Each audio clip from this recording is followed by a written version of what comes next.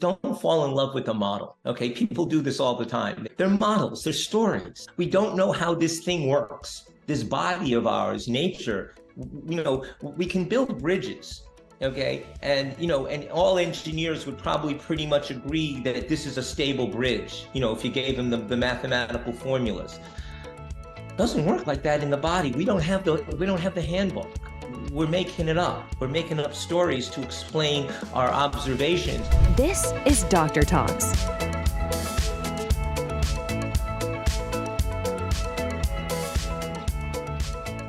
Welcome to another episode of Reverse Inflammaging Summit, Body and Mind Longevity Medicine. I'm your host, Dr. Stephen Sideroff, and I'm very pleased to have Dr. Eric Gordon with us today.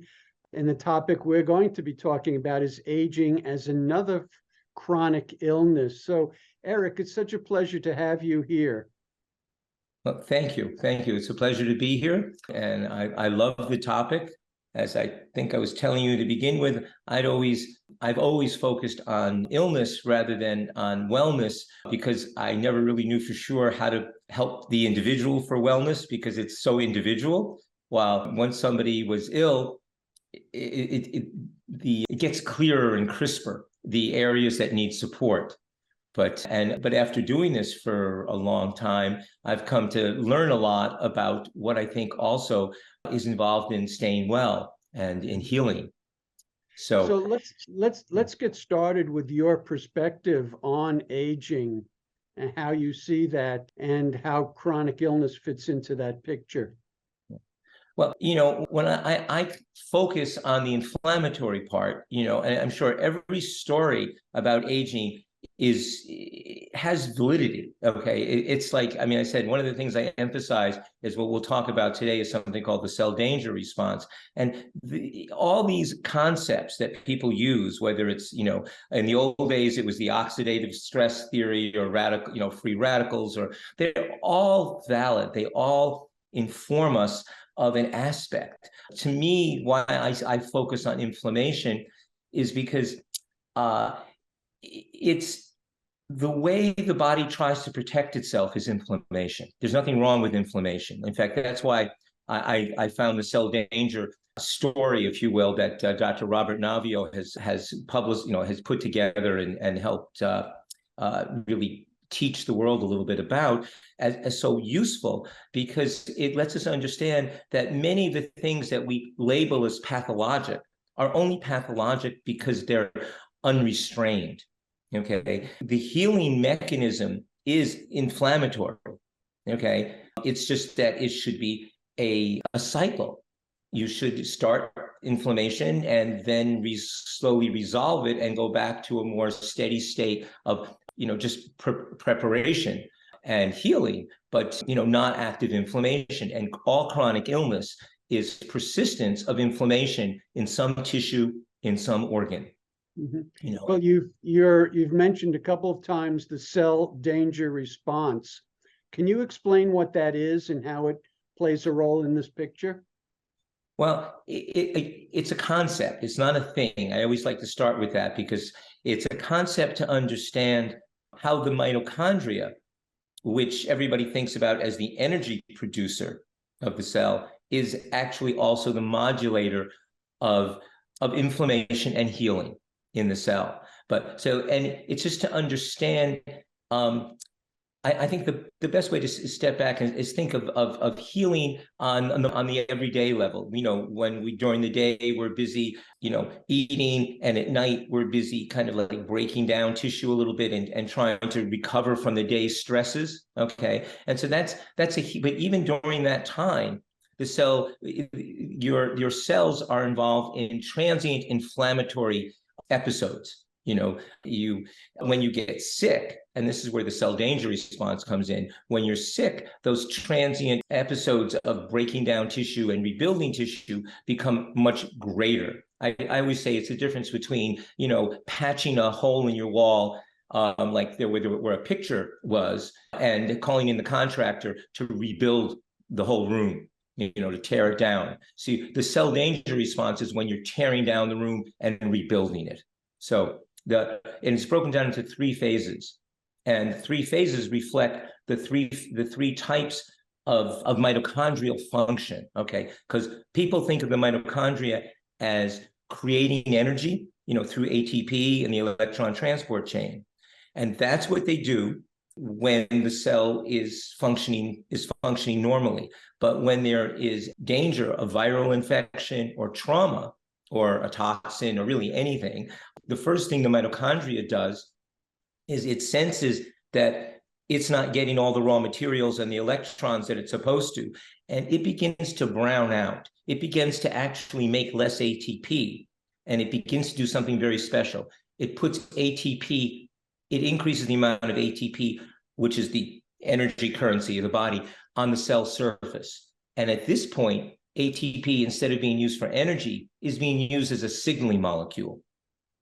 Okay, just like people think of hormones. Well, this is a local hormone, a very paracrine effect, a very local effect. But it signals that this is a cell that's sick, which we'll call in the immune system. And inside the cell, once that mitochondria is making less oxygen, is making less ATP, it's also using less oxygen. And this makes more oxygen in the cytoplasm, which creates what we've always called oxidative stress. And everybody thinks oxidative stress is bad, but oxidative stress is life-saving if it's transient. Okay, it's what lets your cells kill things inside of them. It's very important, but if you stay there, you begin to have chronic inflammatory diseases. So that's the CDR1, where you're having the acute viral infection or trauma, and both of these involve calling in the innate immune system, the neutrophils. So the cell danger response is a response to a dangerous situation, dangerous biochemical situation, such as a toxin? Yep, such as anything. See, that's the point, is that it's not, it's an overriding story. See, you can go into the weeds and bring it down to very, very specific biochemical details. But what it does for us is gives us a story. And we need story, because when you try to understand health and wellness, as well as chronic illness, you need a story. When you try to just understand things at the very deep biochemical levels, you're always going to be wrong, because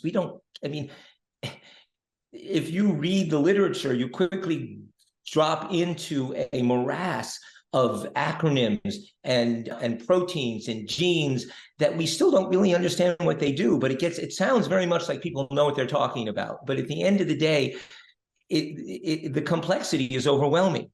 So to really understand it, we need story. And I think there's more to the CDR, much more. But before I go into that, I think it's because it's too easy to get lost again in the detail. Let me talk about a little more overriding picture that I think people will understand easier. Okay. And that's the difference between what we call functional illness and pathological illness. Okay. In medicine, functional illness is things like irritable bowel syndrome, where the tissue isn't broken. Okay. You can scope somebody with irritable bowel, get a colonoscopy. They look in there and, it looks normal. Okay. You can have a lot of pain, a lot of diarrhea, a lot of constipation, but the tissue looks normal. So we call that functional illness. Now, it used to have a little bit of a, not such a nice meaning to it, because functional used to be the polite word that doctors used to suggest that it was psychological. It was all in your head. All in your head, right. Yeah. And we want to remember that everything is in our head. So there's no such thing as, I always tell people, I've known people who've been severely anxious their whole lives, and they're not sick at all. When you get really ill, you will get more anxious often, but you didn't get sick because you're anxious. That's one of the great fallacies of medicine, I think, is to think that the psyche will allow illness to persist, but I don't believe it. It rarely will create it. It takes usually a bunch of other stuff happening at the same time. But anyways, I digress as usual. Right, but we can get into the role of stress in this process. But let's get back to your Right, Your exactly. story. You'll have to ride herd on me. I am able to go lots of different directions very quickly. So getting back, functional versus pathologic, because this is, to me, the key understanding of why I believe inflammation is about aging. Okay, is so in functional illness, it's a whole body process. Okay, pathological illness is local. Okay, you can identify the injured tissue. That's what medicine has focused on for the last at least 100 years, because we got really good at it. Okay, and especially, I always say, not that but many people have felt that medicine has been led by our experience in warfare, and that's why our ability to heal trauma is so amazing, or to not maybe heal it, but to at least treat it. Okay, so that's pathological illness. The tissue is broken, or you have an ulcer, the tissue is destroyed, you have a heart attack, it's local area. And in that, so that's the CDR1 in a way, that local tissue destruction. Okay, because, and when you have that destruction, you have to get rid of, you then have that CDR1, which begins to call in the immune system, and you begin to chew up the dead cells. And then you get into CDR2, which is when you have to call in stem cells and growth factors and begin to rebuild tissue. Okay, and so that's still local. Okay, and then you get to CDR3, where that cell has to mature and the cell membrane has to normalize, because in CDR1 you harden your cell membrane. Okay, because you want to prevent egress of the viruses, and you also want to prevent other bad things from getting in. But in CDR3, that cell membrane is normalizing now, and the receptors for hormones and cell-to-cell communication is being restored. Okay, and so now we're getting to that area of function. Now the cell is going to return to becoming a fully adult member of society. Okay, so it knows the rules, it can begin to interact. Okay, and that's when we start getting to this area of functional medicine, because now it's about signaling that's not working well.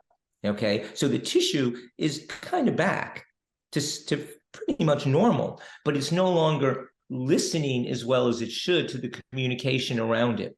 Okay, or it's getting persistent low-level inflammatory signals, not enough to kick it back into the CDR1, but enough to not let it mature completely. So it's still either not listening well. Okay, I was going to go into senescent cells, but we're not going to do that now. Okay, but that's another part of this story. So here we have functional medicine. The functional part is about cellular communication. Okay, and that is really coming from the brain on some level. Okay, because you see, you have local tissue damage. Okay, and then you have the signals that the war is over that has to come from the brain.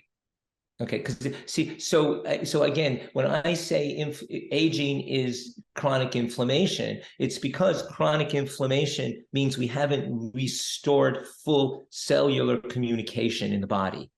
Okay, so in a way, it's really poor communication. Because, I mean, when you think about it from a psychological point of view, what is everyday stress in relationships about? Is we're miscommunicating. That's why when you go to the therapist, sometimes if you're lucky, if you go to family therapy, you can suddenly hear what the other person has been trying to tell you. Right. Okay. The communication lines are open. Right. But what happens in times of fighting, whether it's in war or just in dealing with your spouse who is foolish enough to not realize how right you are all the time, is people aren't listening to each other. You've stopped hearing. And that's what your cells do, the exact same thing. They stop listening to each other. And so when we want to heal, we have to create the environment that lets cells know that they're healthy. So on one hand, we have the micro, which is the local, the pathology.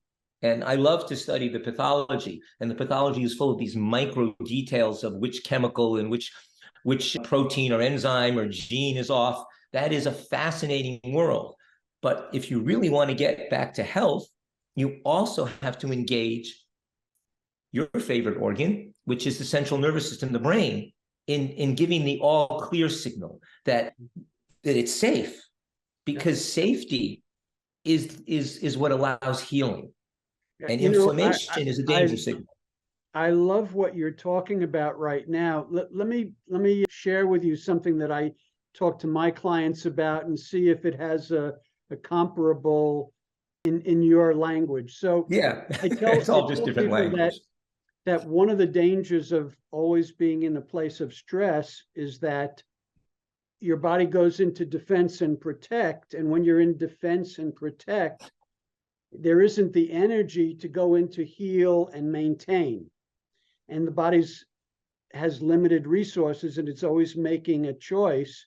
And I think like a cell and the cell membrane, you could think of it in a similar way, where if it's in defense and protect, it limits the energy available for maintain and heal. Does that play a role in your story that you're That's talking exactly about? Yes, like I said, it's that what I love is that we're all telling the same story. We're just using different ways of looking at it, because energy is the perfect example. In the CDR1, okay, that first step, the mitochondria is browning out, and that's why, and just for the details of the biochemistry, that's why a lot of people who are stuck in have a lot of cells, maybe not their whole body, but have a lot of cells that are stuck in the CDR1, and they're busy gobbling down CoQ10 and PQQ and all these good mitochondrial supplements that don't do anything.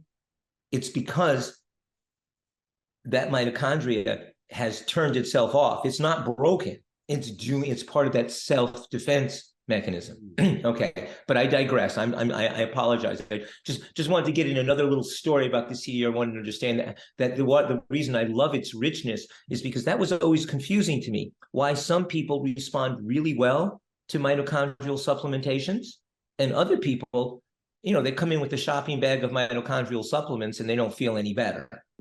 It's because their system isn't listening. Those mitochondria have made a decision to slow down, and their cells are busy making all the energy that they can by burning sugar. And that's why they love the sugar. But anyway, energy is the key, because what people don't understand is that it takes energy to relax. Okay, when you close your fist, when you tighten a muscle, you're using ATP that you've already made. You're kind of falling off the cliff. Okay, when you got to open, now you have to climb back up the cliff or walk up the hill. That takes energy, and it's the same thing in the brain. People don't get that, is that the highest energy use in the brain is to relax. And when we don't have enough energy, our GABAergic systems, the things that tell our brain, that kind of chill things, don't function well. And so, the less sleep you have, the more irritable you are, and the less able you are to heal. Because as I was saying before, the real all clear signal, as you were saying, the real place where people can begin to heal is from a sense of safety. Right. And if you live, like you're saying, if you live in chronic stress, if you can't find a place to remember to open your eyes, to look out at the vista instead of looking up your butt, to use a bad analogy, but that's what most of us do. We spend our time with our heads very much stuck in places that aren't useful, round and round that same cycle. Because I think on some level, the obsessive compulsive thinking is really a way to try to make yourself safe. And unfortunately, the universe has a little joke. It doesn't work that way. And the cell danger response is a normal response until it's overused. Would that be accurate? Yes. It is the healing cycle. In fact, Dr. Navio has renamed it recently into the healing cycle, because it is the healing cycle. It's a response to danger. And when you go through the cycle, you get back to normal sleep wake, because you're always doing a little bit of this tissue rebuilding and tissue, breakdown, every night when you go to bed. It's all part of that, pathways, the longevity people love to talk about mTOR and the AMP kinase, and that's what happens every night. But when you're stuck in the cell danger response, you're stuck in one part of that pathway. You might be stuck in just the breakdown part, or just in the overbuilding. In the cell danger, in the CDR2, you're stuck in that place where you're making more tissue. So you get scarring, you get hypertrophy of blood vessels, you get hypertension, you get diabetes. These are diseases. And you also, one of the off-ramps for this is senescent cells, because senescent cells, are a perfect example of chronic inflammatory, low-level chronic inflammatory signaling.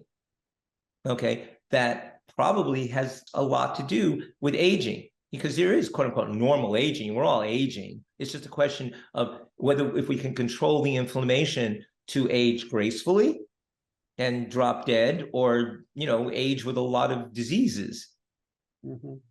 That is the big question, is how we go about it. So the senescence is one of the consequences of this process that is not in balance. Yeah, well, because senescence is an off-ramp for this. If you have cells mostly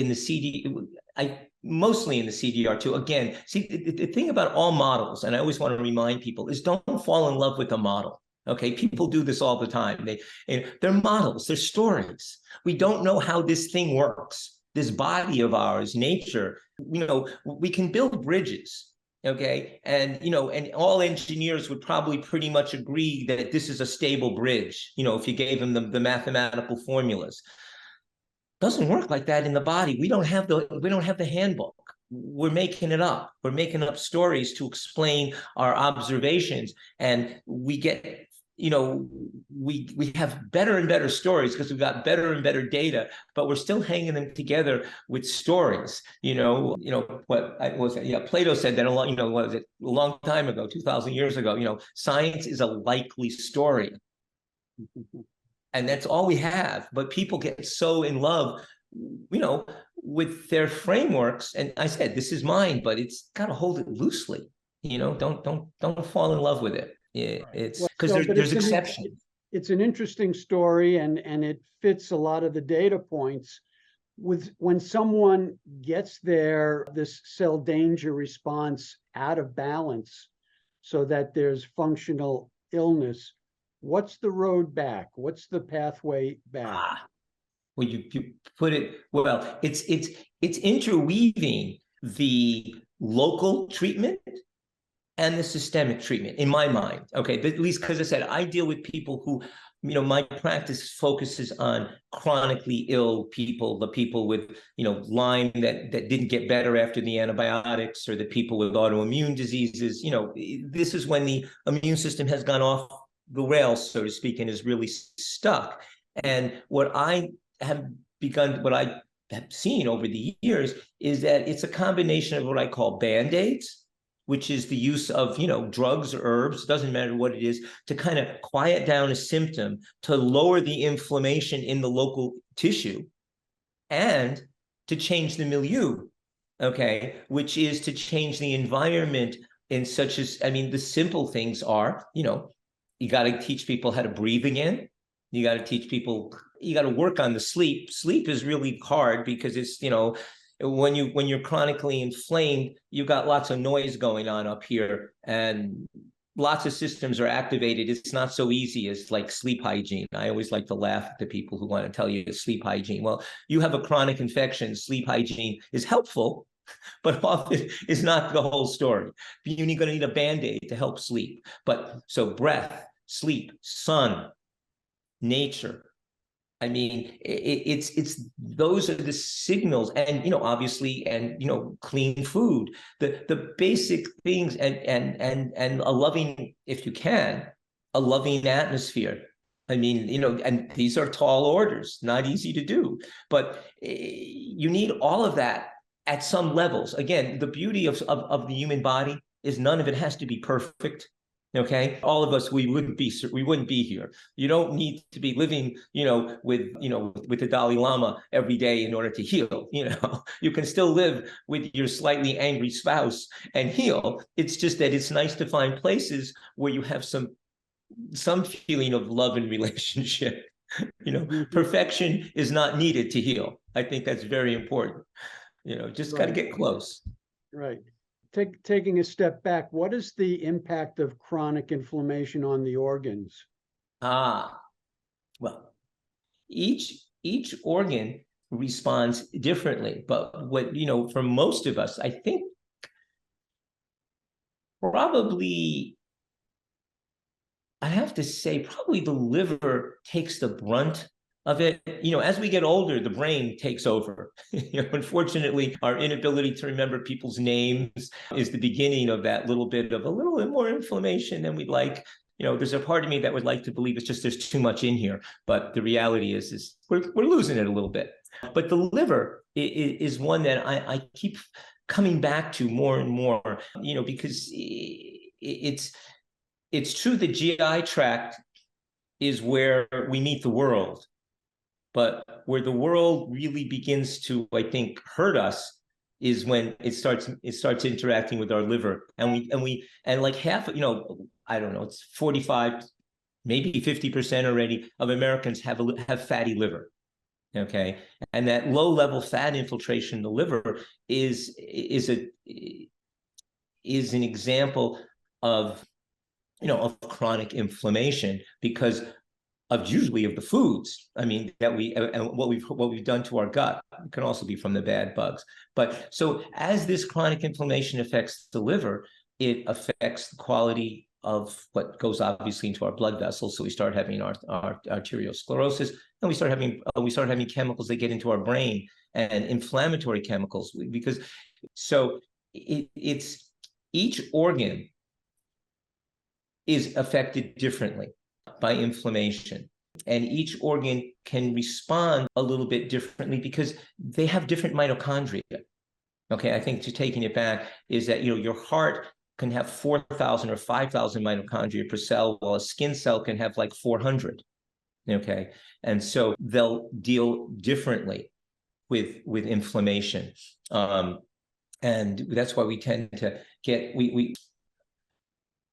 our heart is much more sensitive to changes in energy metabolism. Our skin is much more sensitive to changes in hypertrophy. And that's why we have so much more of those issues with skin than we do with the heart. Yeah. So when you have a patient coming to you with some chronic or functional illness, what's your regimen of how you address that? I know there's probably systemic approaches, organismic approaches, and organ approaches, but how do you approach someone that comes to you with a functional illness, a chronic illness? Yeah, well, it's kind of, it's always looking for what the triggers are, what the triggers were. Now, because sometimes, it's nice if we find the arrow and can remove it. That's great. But oftentimes the arrow is gone.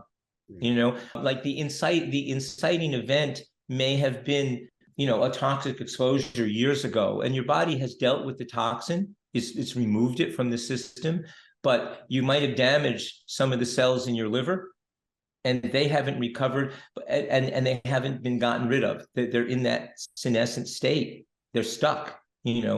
So it's just always. But we always start with trying to look back at what was the setting? It's this standard kind of like, and on one level, it's a standard approach. You want to get a very good history because the history is going to tell you most things. Were you sick since you were a kid? Were you vigorous and healthy? Because the genetic component is huge. Okay, it's where the genes meet your environment is where your health is. So it's looking at, your health, your story, your family history, your exposures, your toxin exposures, your infectious exposures. And then weighing by where you are today what your body can tolerate, because that's the biggest thing, is that many times you can find, that someone has a chronic infection, but as soon as you start to treat them, they get worse. That's because their body is stuck in a place of sensing danger everywhere. They're stuck in chronic inflammation. And once you begin to try to engage, the immune system overreacts. And that's why, again, that's why inflammation and aging are connected, is because it's this inability to modulate the immune response. Okay, instead of being able to go through those 3 stages of the CDR, you've got too many cells that are stuck. And the reason I emphasize cells is because often it's only 5 or 10% of cells in your liver or your kidney, or some organ that is stuck in this inflammatory thing. That's why you're not dying. You can stay in this state and live to your 80, or 90. It's just that you feel miserable. People with you run into people with chronic fatigue and fibromyalgia who are well into their late 70s and 80s, and they just feel bad, but they're not dying. So take us through some of the approaches you engage with them. Well, so then, again, so the first step, again, is history, going through all the possibilities. And then we have to decide what pickup stick we can move. Okay. Because the thing is, can we just go after an old unresolved infection? Because many times they are present. Or do we have to, or is your body just overreacting? You had, for instance, one of the DNA viruses, one of the herpes families of virus that we know stay in the B cells, quiescent. But if you get stressed, when those B cells decide to reproduce, you expose your body to some of those proteins again, and your immune system goes nuts. So maybe we just have to quiet down the immune response. Or many people, a big thing today is this mast cell activation, which is huge for people with chronic illness, that their immune system just way overreacts to very small stimuli, because you're no longer discriminating. I mean, it's a failure to communicate, to use an old line. So I said, this thing is looking at what we can remove, what we can quiet down. Do we need to quiet your immune response, or do we need to actually pick it up a little bit? And that depends on, whether we have to help you kill something or help you stop killing it and just realize that you better coexist with it for a while. Okay. And then, and be able to rebuild that sense of safety. Because if you're always reacting to a low-level pathogen that's not hurting you, you're always giving your brain a message that your body is in danger. And that doesn't let you sleep well. It doesn't let you digest well. It doesn't let it doesn't let the parasympathetic nervous system function like it should. Okay. So here, are we talking about actually sort of psychological ways that a person can feel a greater sense of safety? Or are you talking about some physical process? Both. Whatever, you see, it just depends on what the person can hear and feel. Okay. Some people do really well with biofeedback or meditation, breath work, walking. And some people, that's not going to go anywhere. They are so frozen in whatever. For some reason, they're stuck, and that's just not working for their bodies. There's no judgment there. Just sometimes it can't go. And then you have to use herbs and medications to get them to a place where there's a little less pain, a little less inflammation. I'm not talking about using opiates, but there's lots and lots of tools out there to lower the inflammation, to get the immune system to feel more comfortable. And then they can engage those healing mechanisms that are more in the quote unquote psychological realm. To me, there's no difference between psyche and soma. I mean, in order to think, we break things down, but at the end of the day, every brain cell, not almost every, but many brain cells have the same, they respond to the inflammatory signals. The immune signals, will make you depressed or make you angry. So it's all one bag of soup. It's just what your body can hear. So in some people, we can go right to the the functional, we can involve your brain early. In other people, we have to really work with the body first. And we do a lot of physical work. I have a lot of people who, whether body workers, I hate to call it, it's, using cranial work, cranial sacral work, energy work, a lot of the different electrical machines. It just depends. You have to be careful though, because really sensitive people can blow up from things that everybody else thinks are absolutely safe. Like the electromagnetic field, the healthy like the the pulsed electromagnetic fields were wondrous for some people. Some people, they're too much. So that's what I do is I work through what the body can hear. Okay. And we just listen. It's a dance. Okay. Yeah, it's not a prescription. I find that a lot of people in this category of functional illness have tremendous kinds of sensitivities that you take them down a path, but then they have a reaction to it. And so it sounds like you have to pivot very quickly with how you're approaching what your approach is. Yeah, because you're right. I have people who react to water. And when I was younger, when I started, the famous Dr. Eye roll. People, yeah, I remember when I first started hearing these people, I wanted to believe them because I do believe that nobody's coming to me to lie to me, but it sounded so outlandish that these things could cause so much trouble for them. But after working with them for 30 years, yeah, it can. You just have to respect that. And you have to, it's like playing chess and you feel like you're always being checkmated. And you just have to keep finding a different approach. And not always, but sometimes we do. And it's funny because people who are super sensitive, you'll find that some of them, they can't take any herbs, and yet they can take drugs. It's mind-blowing to find that, these people who like herbs will make them sick as a dog, or even energy medicine will blow them up, and you can give them a drug and it's like, and they respond.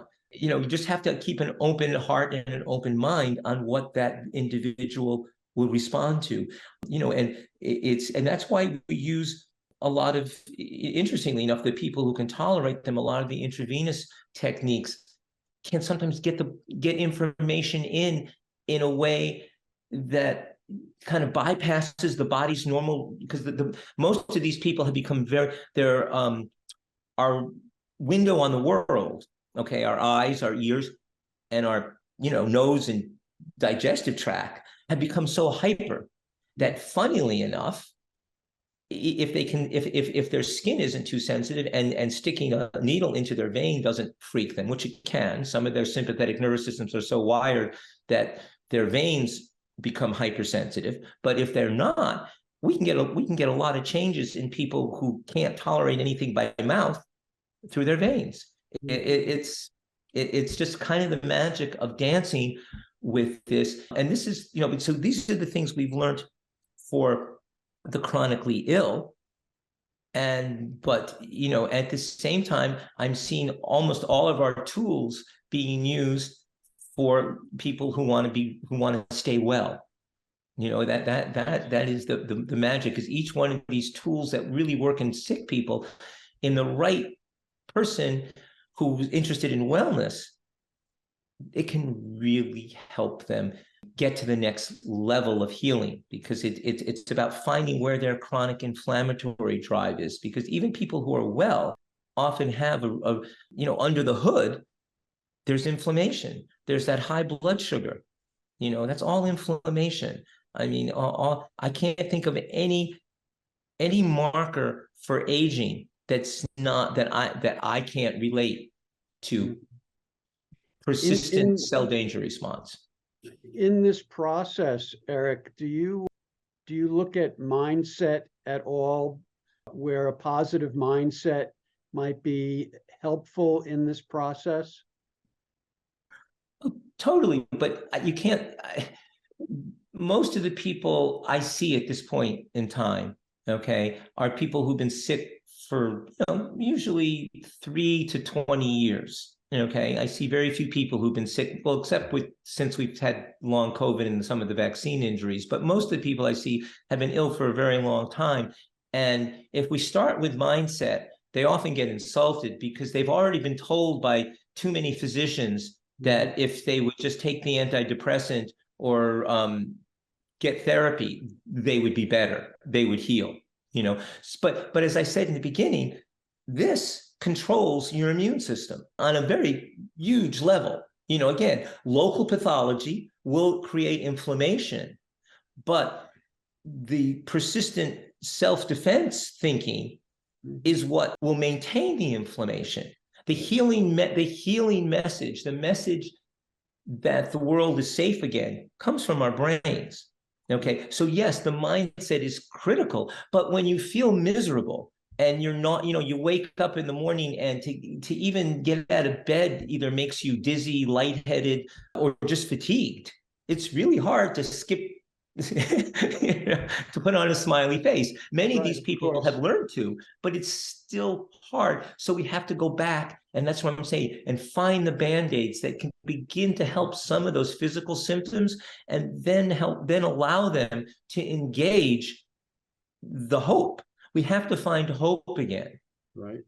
And so yes, the mindset is crucial, but it's hard to start with mindset, though there are many, and we do use, I do have people work with many biofeedback people and, cognitive behavioral therapists, and many of the programs that are out there that help realign, because like you were talking about the super sensitive people, part of that is a mindset. Once you've reacted to smells, your body gets real defensive. I mean, if every time somebody walks in, the office you're in, and they're wearing a perfume and you get a severe headache, your body gets primed. Right. And so it does become a psychological thing as well. You cause that severe headache by just suggesting a bad smell. Well, this has been a really fascinating conversation, Eric. I really appreciate it. Can you share with our listeners how they can find you, or your website, where they might find more information about what you're doing? Yeah, well, we keep it simple, just gordonmedical.com. That's the website. And, like right there on there's the thing, we have a wonderful young woman who talks to people and makes sure that you can just press the button for a discovery call. And because we always want to make sure that we're a right fit for people. We really don't like to waste people's resources if we're not the right ones. So we always try to really make sure that it's going to be helpful. Well, thank you again, Eric. I really appreciate the discussion. Well, thank you. It's been a pleasure. Thank you for tuning in to Dr. Talks. We hope today's episode has enlightened and inspired you on your path to optimal health. Each day is a new opportunity to make choices that empower your well-being. For more insights and strategies, subscribe to our podcast and visit our website, www.drtalks.com. Stay connected, stay healthy, and join us next time on Dr. Talks, real talks from real doctors on the issues that matter to you most.